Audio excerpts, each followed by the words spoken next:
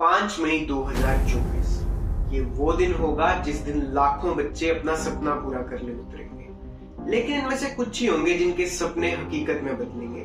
आखिर क्या अलग करेंगे ये लोग, क्या अलग करेंगे ये बच्चे, जानेंगे आज की इस वीडियो में। बाय द वे, मेरा नाम है आयुष, मैं हूँ एक second year MBBS student at GMC Jammu, और आज की वीडियो में I will be sharing my 5 personal tips that you must be following in your last 50 days of NEET prep.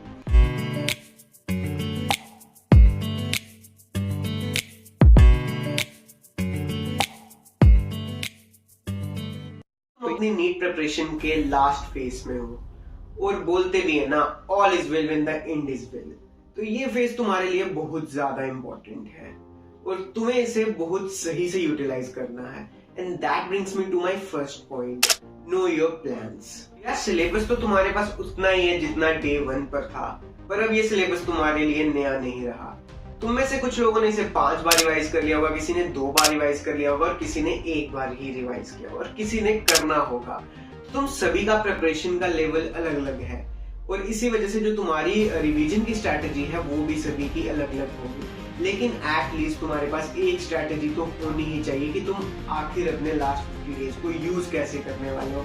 जब तक तुम्हारे पास एक प्लान नहीं होगा तुम उसे फॉलो नहीं कर पाओगे। कितनी बार टेस्ट देना है, कितनी बार चीजों को रिवाइज करना है और लास्ट रिवीजन कितने दिनों में करनी है, ये जा करके अभी चॉक आउट करो। जैसे ये वीडियो खत्म होती है वैसे एक पेन पेपर उठाओ और उसे चॉक आउट कर लो। और एक बोनस टिप दूंगा कि अपने पास 3 से 4 स्पेयर डेज रखना, ताकि कभी अगर सिलेबस तुम्हारा ज्यादा हो जाए, किसी दिन तुम कवर नहीं कर पा रहे हो, तो उन डेज को तुम यूज कर पाओ। और साथ में अभी से देख लो कि कोई इंपॉर्टेंट काम तो नहीं है, किसी भी तरह का कुछ फैमिली फंक्शन या कुछ भी जिससे तुम 3 या 4 दिन नहीं पढ़ने वाले हो, तो उसे भी कैलेंडर पे मार्क कर लो। वैसे अभी तुम्हारे लिए नीट से ज्यादा इंपॉर्टेंट कुछ भी नहीं है। And that brings me to my second point, remove your distractions. तुमने कभी देखा है कि अगर एक छोटे बच्चे को लग जाती है तो उसके हाथ में फोन दे देते हैं और वो अपनी दर्द के बारे में भूल जाता है। तो फोन जो है वो एक्ट करता है एज ए डिस्ट्रैक्शन। ठीक उसी तरह जब हमारी लाइफ में डिस्ट्रैक्शंस आती हैं तो हम अपने अल्टीमेट गोल के बारे में भूल जाते हैं। तो ताकि तुम नीट पर बिल्कुल सही से फोकस कर सको, अपनी सभी डिस्ट्रैक्शंस को या फिर कुछ भी ऐसी चीज जो तुम्हें डिस्ट्रैक्ट कर सकती है उसको अपने आप से दूर कर लो। चाहे वो सोशल मीडिया हो गया, नेटफ्लिक्स हो गया या फिर वीडियो गेम्स हो गए। तुम्हें लगता है कि तुम अपने माइंड को रिलैक्स करने के लिए इन सब चीजों को कंज्यूम कर रहे हो, बट ये चीजें तुम्हारे ब्रेन को at the same time exhaust कर रही होती है और तुम्हारे लिए पढ़ना और मुश्किल होता जाता है। Sweat more to bleed less in the back. तुमने बहुत बार सुना होगा अपने ट्यूशन टीचर से या फिर यूट्यूब पे या फिर अपने दोस्तों से कि कोई एक्स इंसान था जो कि बहुत अच्छा था पढ़ने में, उसके मॉक टेस्ट में 700 आते थे, लेकिन वो नीट क्रैक नहीं कर पाया। क्यों? क्योंकि वो नीट का जो स्ट्रेस था उसको हैंडल नहीं कर पाया on the exam day. Medicine में कंसेप्ट होता है जिसको बोलते हैं टॉलरेंस। जब तुम एक पेशेंट को एक ही मेडिसिन बार बार देते हो तो ओवर टाइम उसका जो एफिकेसी होता है ड्रग का वो कम हो जाता है। ठीक उसी तरह अगर तुम बार बार एग्जाम की स्ट्रेस से निकलोगे तो तुम भी एग्जाम की स्ट्रेस की तरफ रेजिस्टेंट हो जाओगे। और इसीलिए अभी से मॉक टेस्ट देना शुरू करो। तुम्हारे पास 50 डेज है और इन 50 डेज में इंपॉर्टेंट है कि तुम ज्यादा से ज्यादा मॉक टेस्ट दो। मॉक टेस्ट देने से तुम्हारे स्किल्स भी डेवलप होंगे क्वेश्चन सॉल्व करने के, and at the same time जब तुम एक्चुअली एग्जाम देने जाओगे तब तुम्हें स्ट्रेस बिल्कुल फील नहीं होगा, या फिर होगा भी तो बहुत कम फील होगा बाकी बच्चों के मुकाबले। मॉक टेस्ट में तुम्हें रिकमेंड करूंगा कि तुम ऑफलाइन दो। अगर ऑफलाइन नहीं दे सकते हो तो अपने घर पर ही एक एग्जाम वाला माहौल बनाने की कोशिश करो। एक सेपरेट जगह पर बैठ जाओ, एक अलग रूम में बैठ जाओ जहां 3 घंटे तक कोई ना आए और तुम भी उस रूम से ना निकलो। तो पूरा एग्जाम का माहौल क्रिएट करने की कोशिश करो और मॉक टेस्ट जितने ज्यादा हो सकते हैं उतने दो, at the same time maintaining balance between exam. Health is wealth.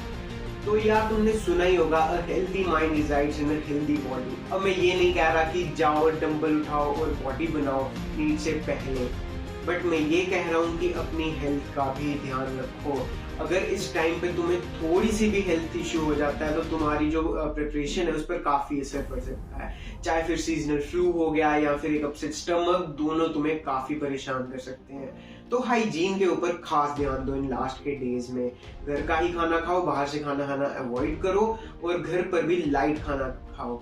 और लाइट खाना खाने से जब तुम खाना खाने के बाद पढ़ने बैठते हो तुम ज्यादा सही से कंसंट्रेट कर पाते हो। तुम्हारा जो बॉडी होता है उसे खाना डाइजेस्ट करने में उतनी एनर्जी नहीं लगानी पड़ती। एक बोनस टिप दूंगा कि चैनल को सब्सक्राइब कर लो, क्योंकि चैनल पर काफी यूजफुल कंटेंट तुम्हें मिलता रहेगा। तो लास्ट टिप पे आते हुए मैं तुम्हें कहना चाहूंगा जस्ट टेक काम। मतलब एग्जाम में तो मैं कह ही चुका हूँ कि काम रहना है, पर तुम्हें डे टू डे लाइफ में भी अपने आप को काम रखना है। उसी से तुम अपनी प्रिपरेशन पूरी एफिशिएंसी से कर पाओगे। काम रहने के लिए तुम योगा कर सकते हो, मेडिटेशन कर सकते हो। मैंने पर्सनली डॉक्टर दर्शन पटेल की कुछ वीडियो देखी थी अपने नीट प्रिपरेशन के टाइम पे, that is around 3 years back. तुम उनके चैनल पर जाकर के भी वीडियो जो है वो चेकआउट कर सकते हो। तो यार ये थी 5 टिप्स जो कि मैं तुम्हें देना चाहता था, और बाकी मैं यही कहूंगा कि यार इट्स जस्ट एन एग्जाम। ये एग्जाम तुम्हारी लाइफ का बहुत इंपॉर्टेंट फेज है, लेकिन ये तुम्हारी लाइफ से ज्यादा इंपॉर्टेंट नहीं है। तो जस्ट अपना 100% दो, अपना फोकस पूरा रखो, भगवान पर भरोसा रखो, और अगर गलती से भी कुछ इधर उधर हो जाता है तो don't be afraid to restart.